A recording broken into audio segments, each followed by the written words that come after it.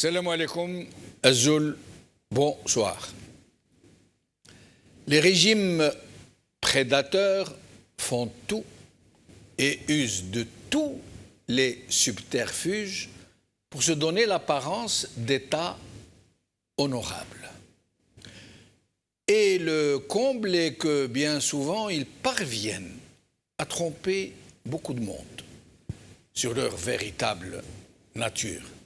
Ils parviennent surtout à mystifier ceux-là même qui souffrent le plus de leur turpitude et qui pourtant les défendent bec et ongle. Ce qui distingue un État, dans le véritable sens du terme, d'un régime qui croit tromper le monde en cachant sa nature sous des oripeaux institutionnels, du verbiage, du cérémonial et des conférences de presse, ce ne sont pas les lois et règlements, la Constitution, les partis politiques, le drapeau, les uniformes, les médias, puisque la première des préoccupations d'un régime illégitime est justement de se doter de toutes ces institutions, de tous ces apanages, de tous ces protocoles, de toutes ces simagrées procédurales et de tout ce qui peut lui permettre de s'affubler des dehors d'un véritable État pour pouvoir tromper l'ennemi. L'ennemi qu'est son propre peuple, celui à qui il a volé sa souveraineté sur son propre pays. C'est bien pour cela que les régimes prédateurs ressemblent à tout point de vue, ne serait-ce qu'en façade seulement, aux États démocratiques, et c'est pour ça qu'ils sont dotés des mêmes institutions et semblent fonctionner strictement de la même manière, avec des ministères, des ambassades, des hymnes nationaux et des tapis rouges. Jugés sur leur dehors, mais leur dehors seulement, ils sont les avatars des États qu'ils cherchent si obstinément à singer. En réalité, et là où s'arrête la comparaison et les douteuses incarnations, et tout particulièrement, se trouve tout particulièrement dans deux pratiques de la vie politique qui distinguent le régime prédateur de l'État vertueux. Le premier, le régime prédateur, parce qu'il lui est systématiquement et strictement impossible de les appliquer, ces deux pratiques.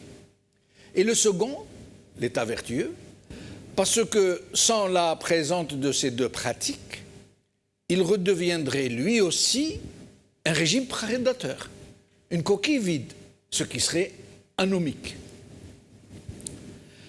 La première de ces deux pratiques est dans les élections, dans la manière avec laquelle elles se déroulent et dans leurs objectifs recherchés.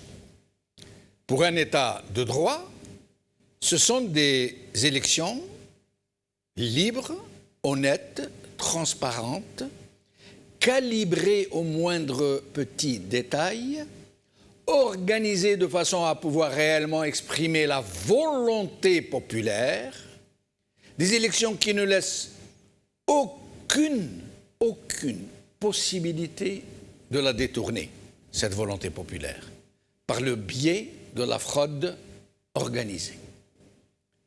La seconde de ces pratiques, et qui distingue aussi la nature profonde de l'état de droit, est dans l'application de la loi, de la façon la plus rigoureuse qui soit, sans que quiconque, serait-il au plus haut sommet de l'État, ne puisse la contraindre ni y influer. Et si très exceptionnellement ceci pourrait survenir, ce serait alors et systématiquement un scandale qui provoquerait la clameur publique, qui secouerait toute la nation et qui appellerait tout naturellement à l'intervention très rigoureuse de la justice, du pouvoir judiciaire. Côté régime maintenant, côté régime illégitime, genre de celui qui tient l'Algérie, c'est la dégénérescence et la déchéance de ces deux pratiques qui fondent sa nature même, en fait. Les élections n'y sont présentes que par la fraude électorale, le bourrage des urnes, la désignation des futurs élus, en fait, une façade institutionnelle dont elle procède. Mais seulement une façade institutionnelle, une façade en trompe-l'œil. Les élections se tiennent régulièrement pour donner justement du régime l'image d'un État de droit. Et elles sont régulièrement, mais alors très régulièrement, l'objet d'une fraude systémique et systématique pour pouvoir placer à la tête des institutions les agents et clients du même régime, tout particulièrement les députés, les sénateurs et le président de la République. Il en est de même pour la loi, et il est très intéressant de noter que le régime met beaucoup de formes et toutes les procédures nécessaires pour donner à croire que ce sont de vraies lois, une vraie constitution, de vrais décrets. Et il va, ce régime, jusqu'à les faire voter à l'unanimité par un Parlement totalement fabriqué par la fraude. Mais c'est au niveau de l'application et du respect de la loi que ressort alors et à ce moment la vraie nature du régime. En Algérie, par exemple, les lois ne sont pas appliquées. Et je dirais même qu'il est quasiment impossible de les appliquer, même si le régime qui les a faites ne les violait pas lui-même, en commençant par sa constitution. Il est impossible de les appliquer, parce que ces lois sont très artificielles, très artificieuses, et ne tiennent aucun compte de la nature du régime qui ne pourrait pas survivre